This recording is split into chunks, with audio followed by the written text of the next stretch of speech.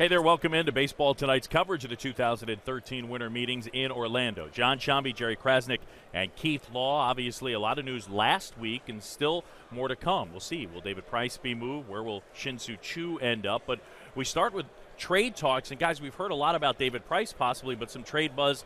Chris Sale's name is coming up, huh? Well, it's been thrown around as, hey, here's a guy who might be in play. But the people I've talked to seem to think that the price would be ridiculously high. Not only is he very, very good, but he has a pretty club-friendly contract through 2019. That's a long ways out, and he's a guy that the White Sox value. So it would just be a massive haul, which I think it would make that deal very difficult to pull off. I think if you're GM Rick Hahn, it makes sense to at least entertain offers on him because he's so good and the contract is so team-friendly. Maybe you can get 2 or 3 pieces in exchange for him. Get a Will Myers the way that the Rays did in the trade for James Shields. If you don't put him out there, you may not get an offer like that. Let someone come blow you away with the recognition. You don't actually have to make the deal if you don't like the offers coming in. It sends a very clear message, though. You move Chris Sale, White Sox fans are going to sit there saying, whoa, when are we going to be good again? Right, and it could be years at that point. If you're doing that, that's a full-on rebuilding. This franchise has not been willing to commit to a full-on rebuilding like that. They've always tried to keep one foot in the contender bucket. All right, let's go free agent pitchers out there. Matt Garza still lurking. What do you hear? Well, the market seems to be moving pretty slow on these guys. Part of it, I think, is because of Tanaka, the Japanese pitcher, and people are waiting to see what's going to happen with him. But I talked to a GM today who just said these guys are all asking for a lot of money.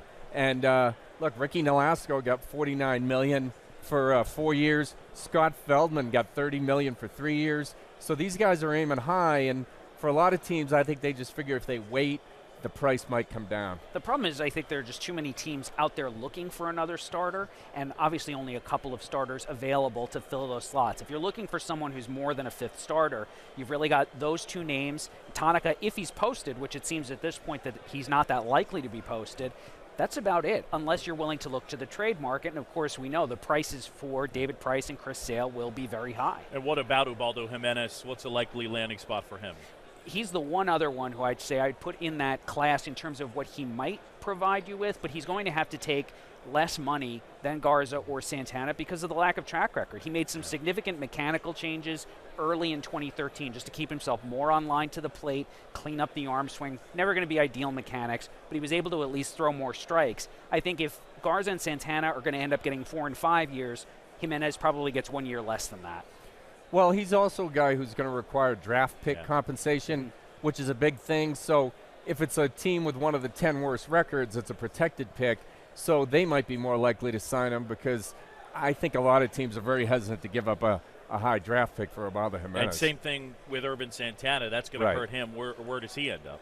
Well, there's a lot of teams that are looking for guys. You know, Baltimore is a team. I mean, there's a ton of them.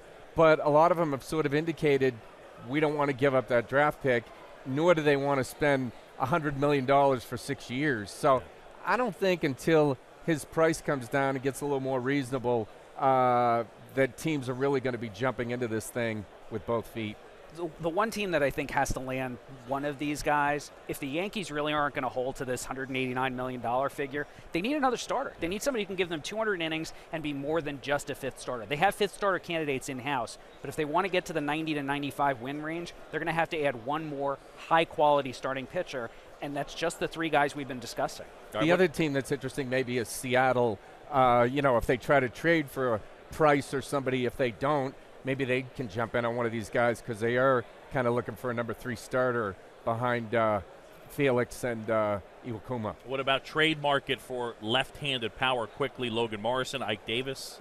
Yeah, there's a lot of teams looking for that kind of guy, the Pirates, the Rays. So, with Justin Morneau getting a lot of money, Ike Davis is a guy who could be out there. Some teams figure these guys could be good comeback players for him. Morrison's really interesting to me because not only is he a change of scenery candidate, but a change of conditioning candidate too. He's had problems staying healthy because his lower half has not been strong enough. Get him into a new organization with a new conditioning plan, maybe unlock some value there. All right, for Keith Law, Jerry Crasnick, I'm Jon Sciambi. Stay tuned to Baseball Tonight's continuing coverage from the 2013 Winter Meetings on SportsCenter and on ESPN.com.